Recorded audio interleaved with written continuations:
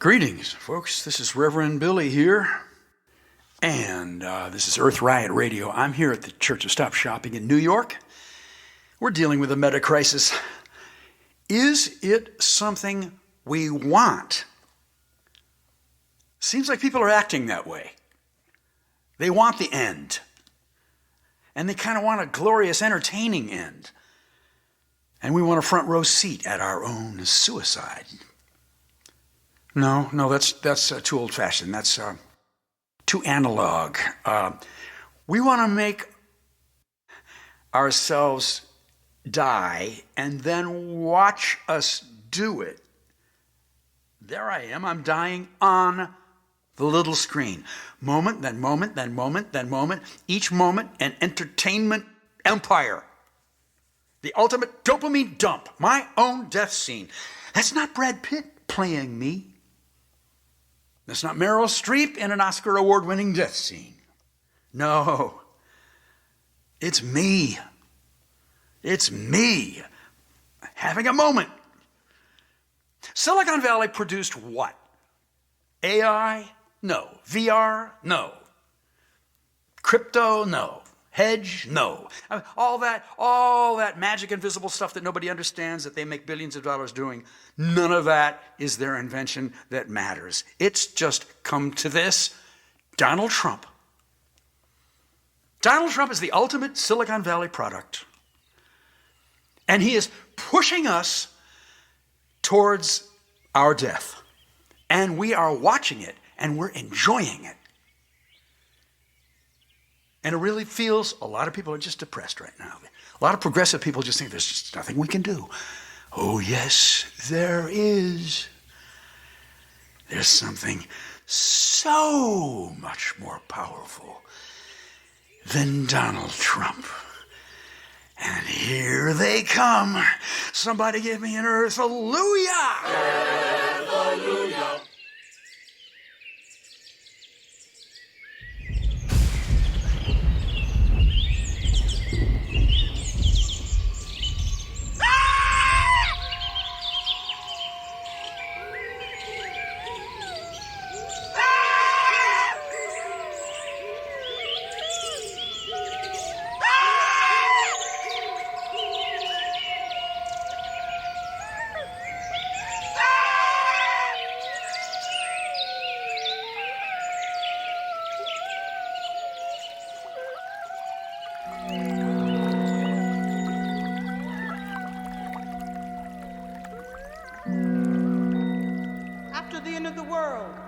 Don't you know that yet? It's after the end of the world. Don't you know that yet?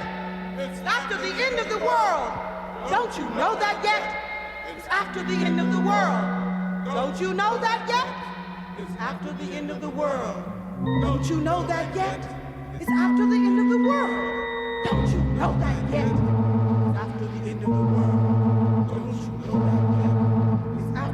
the world. Don't you know that yet?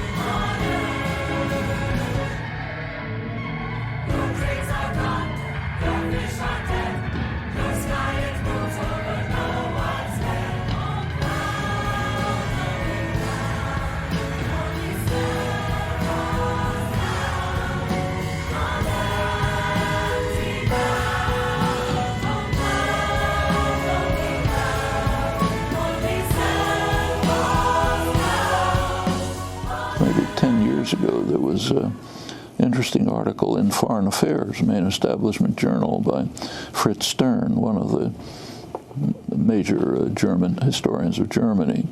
It was called Descent into Barbarism. And he was discussing the way Germany deteriorated from what was in fact maybe the peak of Western civilization in the 1920s into the utter depths of history 10 years later. And his article was written with an eye on the United States. This was the Bush administration, not today. He was saying, he didn't say we're Bush's Hitler, wasn't saying that, but he was saying there were signs that we should pay attention to. He said, I sometimes have concern for the country that rescued me from fascism. We can easily see how if there had been a charismatic figure in the United States who could mobilize fears, anger, racism, a sense of loss of the future that belongs to us, this country could be in real danger. We're lucky that there never has been an honest, charismatic figure. McCarthy was too much of a thug, you know. Nixon was too crooked. Trump, I think, is too much of a clown. So we've been lucky, but we're not going to be lucky forever necessarily.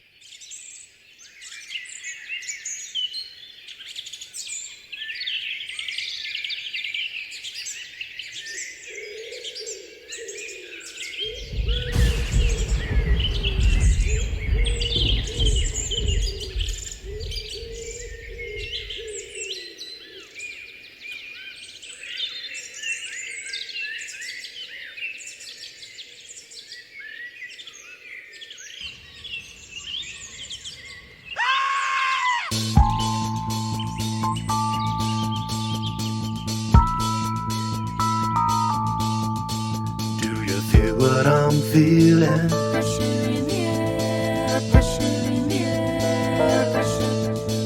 Do you feel what I'm feeling? Pressure in the air, pressure in the air, pressure. And the screams from nowhere, viruses crying out, change without us, change with us. The earth is in pain, but there is new life in the rain, the rain. The earth is in pain, but there is new life in the rain, the rain.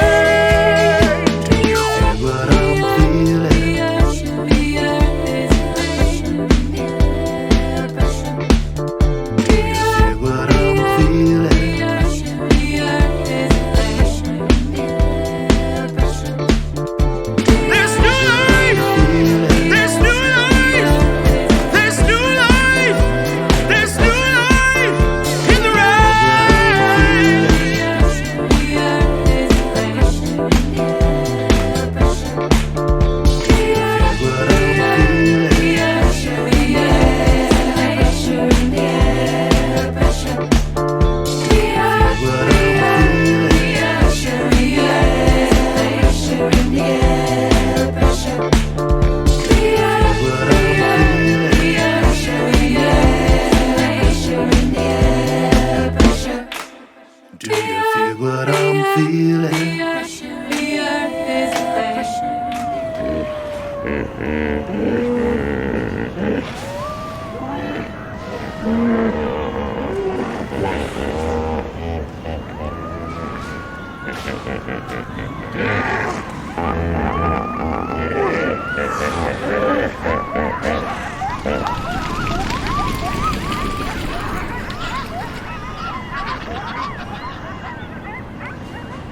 I look at the future, and I look at it in my very quantum theoretical way.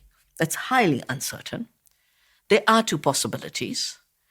The possibility of carrying on the path that we are, with crazy scientists wanting to do geoengineering. They first mess up the planet with climate change, and they say, now we'll fix it. And the resource grab and land grab attached with all of that can put us on a fast forward to extinction. In which case, I'm confident that the earth will carry on. We as a species will go. But because in India we believe in reincarnation, Human species extinction is not the end of life. We're just one. The worms and microbes and everything else is one of us.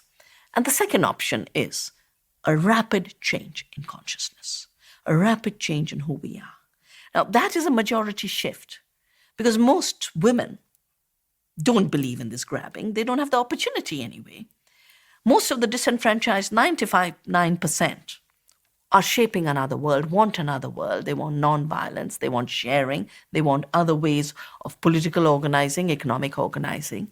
And that tectonic shift that's taking place is under the power pyramid, shifting the base. And when change happens, very rapidly, we could be in another place as a species.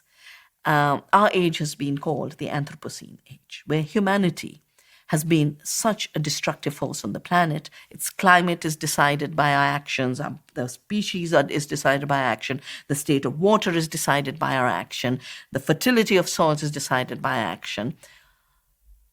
We can carry on there and then we don't exist. Or we can change it to the creative Anthropocene, energized by a feminine energy, the energy of non-Western spiritual civilizations, the energy of indigenous people, the energy of the earth herself and her diversity, to basically recognize that we are one interwoven life.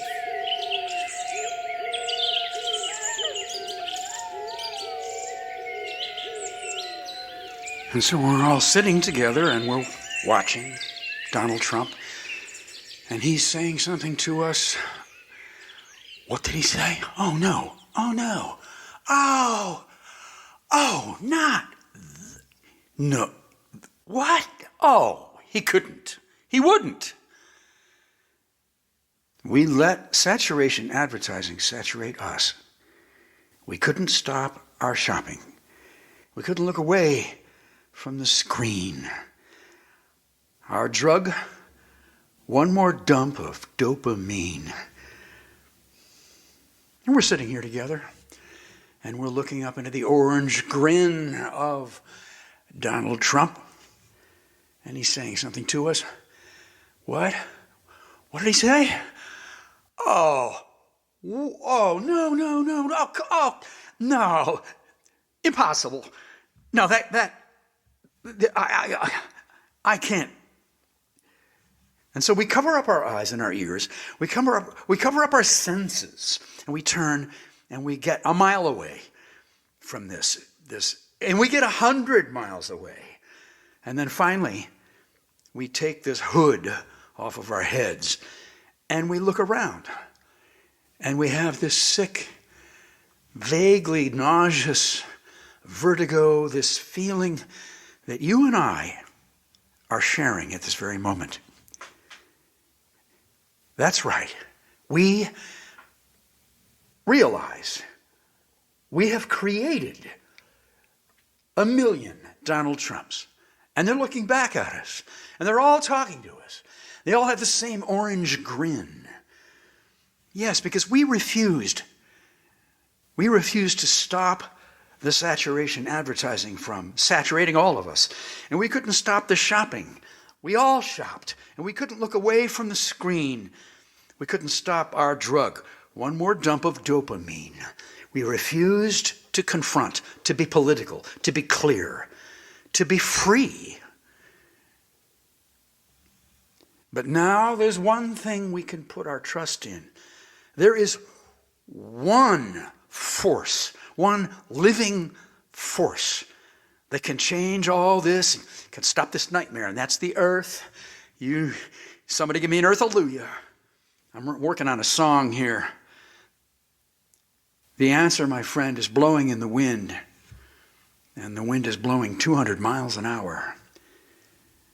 The answer, my friend, is burning in the fire, and the flames are getting higher and higher. The answer, my friend, is the earth is coming, and she's getting closer, hour by hour. Somebody give me an earth hallelujah.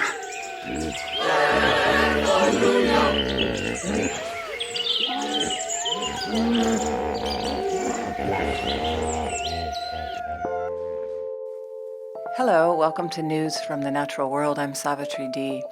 Donald Trump has said that he will reverse Joe Biden's plan to phase out plastic straws across the U.S. government, complaining that paper alternatives don't work and that a move is needed to, quote, go back to plastic. Trump said in a Truth Social post that he will sign an executive order next week ending the ridiculous Biden push for paper straws, which don't work. Back to plastic, the U.S. president added in a separate post that Biden's mandate for paper straws was now dead.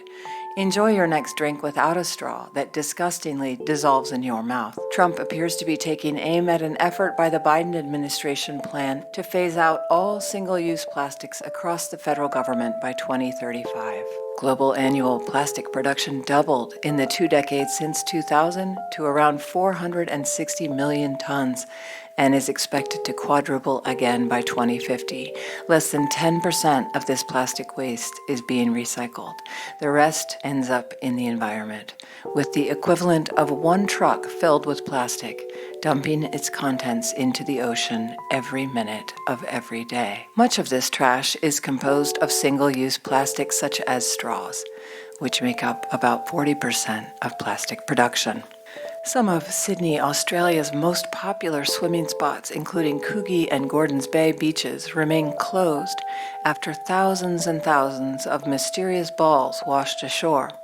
Preliminary test results identified the dark spheres as tar balls, which are formed when oil comes into contact with debris and water, usually as a result of oil spills or seepage. Bondi, Tamarama, and Bronte beaches are also closed out of precaution. A report from an international research group has found a pattern in whale song that is universally expressed in all human languages as well. This pattern is called Zipf's law. It states that the most frequently used word in any language is twice as frequent as the second most frequent, 3 times as frequent as the third most frequent, and so on. The researchers, whose backgrounds include linguistics and developmental psychology, analyzed song recordings of humpback whales in New Caledonia using techniques derived from studies of the language acquisition of human infants. Zipf's pattern is learned culturally by each individual from others. Like humans, whales have distinct cultures. Speech is continuous without audible gaps between words, so infants listen for sounds within words themselves that are relatively predictable. While applying this technique to 8 years of recorded whale song, researchers were surprised to see Zipf's pattern emerge in the data. While it is an exciting development, scientists emphasize humans are still unable to communicate with cetacean mammals because, as yet, we have no idea what whale phonemes signify. Researchers found that women between the ages of 25 and 65, the life stages of early and middle adulthood, spoke on average about 3,000 more words per day than their male counterparts. Significant gender differences did not appear in the study's other age groups, adolescence, emerging adulthood, and older adulthood. Researchers also discovered that people in general might be becoming less talkative, a finding they suspect is linked to an increasing reliance on digital communication. While women in the early to middle adult age group spoke 21,845 words a day on average, the men spoke just 18,570.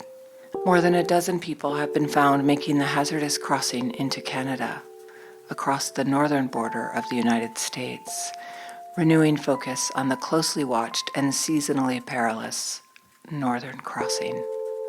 Police in Alberta this week intercepted 2 groups attempting to cross into Canada, one which included 5 children who were ill-prepared for the cold, which can plunge as low as 22 degrees Fahrenheit below zero at this time of year. 9 people from Venezuela were found trudging through the snow and dragging suitcases. The group was bound for Alberta and made the journey in incredibly cold weather. A second group, composed of 6 adults from Jordan, Sudan, Chad, and Mauritius, was found in a forest near Manitoba's border with the U.S. after a military plane using thermal cameras detected them. Neither group had clothing suitable for the frigid conditions. Canada and the United States have a 5,500-mile border. A swell shark living in captivity has given birth, though she had not been in contact with a male for more than 3 years. This suggests either a process called parthenogenesis, a rare form of asexual reproduction, or delayed fertilization. If Yoko, the baby swell shark, was indeed born via parthenogenesis, she would join animals such as starfish, deep-sea worms, and insects, as well as a famous human named Mary, capable of such virgin births. Laying eggs without mating is much rarer in vertebrates, but it has been seen in zebra sharks, sawfish, and a handful of reptiles. The phenomenon was first documented in Komodo dragons, the world's largest reptiles. Last year, a stingray called Charlotte was found to be pregnant despite not having been in contact with a male for 8 years. In Australia, Dylan Cooper and Corey Carawaro from Reptile Relocation Sydney have removed 102 red-bellied black snakes from a single mulch pile. They had expected to remove only 4 red-bellied snakes, which had been seen by the owner of the Horsley Park home. During summer, it is common for some female snakes to congregate and share the same birthing site. The red-bellied black snake is venomous, and its bite can cause significant illness, though rarely death. Its victims often lose their sense of smell. A Mississippi State University scientist has discovered 16 new species of grasshoppers living in the thorny scrubs of the United States and Mexican deserts. Prior to Jovan Hill's finding, only 3 species of agroecotetics were known. This grasshopper genus likely diversified during the Pleistocene epoch, also known as the Ice Age. Indoor cannabis cultivation in the U.S. uses more energy than all outdoor agriculture in the country combined. This generates a large and growing emissions footprint that often goes unrecognized. 2/3 of U.S. cannabis is grown indoors, requiring lights and temperature control that produce vast amounts of emissions. The energy-intensive cannabis industry is a major emitter of greenhouse gases. Outdoor cultivation could trim emissions up to 76%. And now, the sounds of extinction. Madame Bertha's mouse lemur is the smallest primate species in the world, just 3.5 inches tall and weighing around 1 ounce. Native to Madagascar, like all lemurs, the species is restricted to the dry forest of Karindi and Ambadira in West Madagascar. They are light cinnamon and yellow ochre in color, with dark bands around their big eyes. They are omnivores and typically solitary nocturnal foragers. But they are not without social interaction with other members of their species. About half the time, they sleep alone. Otherwise, they can be found sleeping next to 1 or more lemurs, with no preference or prejudice to close relatives or members of the opposite sex. They use the tangles of tree vines to sleep in. Mouse lemurs interact through playful chasing, biting, and grabbing, also mutual grooming, sex, or what is known as huddling, an activity which can last up to 23 minutes. Madame Bertha's mouse lemurs, like other mouse lemurs, are able to enter into both seasonal and daily torpor. Because of their variable habitat, this ability is vital for survival. During times of drought, cold weather, or when resources are lacking, they enter into a state of torpor, significantly reducing their metabolic rate and body temperature. The major threats to this species are habitat loss and degradation due to slash-and-burn agriculture for maize and peanuts, the felling of trees for charcoal production, and illegal logging. If deforestation continues at the same rate as during recent years, Madame Bertha's mouse lemur might be lost before 2030. There are no Madame Bertha's mouse lemurs in captivity now. Lemurs are famous for the variety of sounds they make even within a single species. Because Madame Bertha's mouse lemurs are quite solitary, very little is known about their communication tactics and vocalizations, which have been described as a chirping sound. And now, hear the faint chirping of the Madame Bertha's mouse lemur.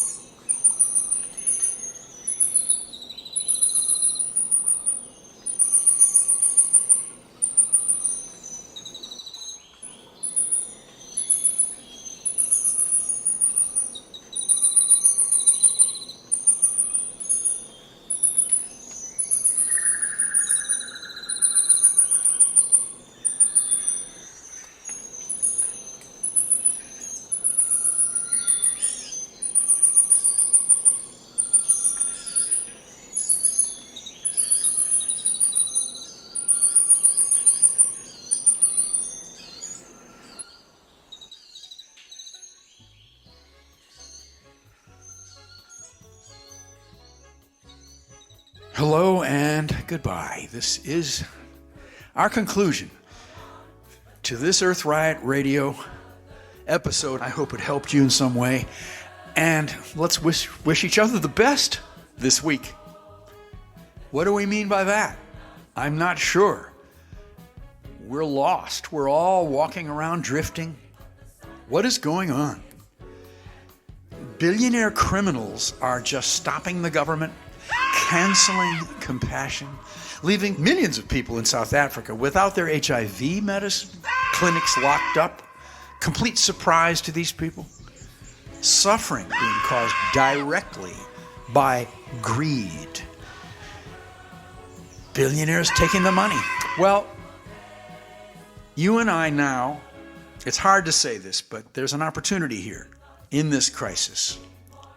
It's like being in the grieving process when you've really lost a dear friend and you're up against death. Nothing makes sense for a moment, or maybe for days and weeks. Nothing makes sense. And so what do? You contain that lostness, and you get alone, and you are disengaged from all the personal traditions that dictate what you do all day long. Don't have that anymore.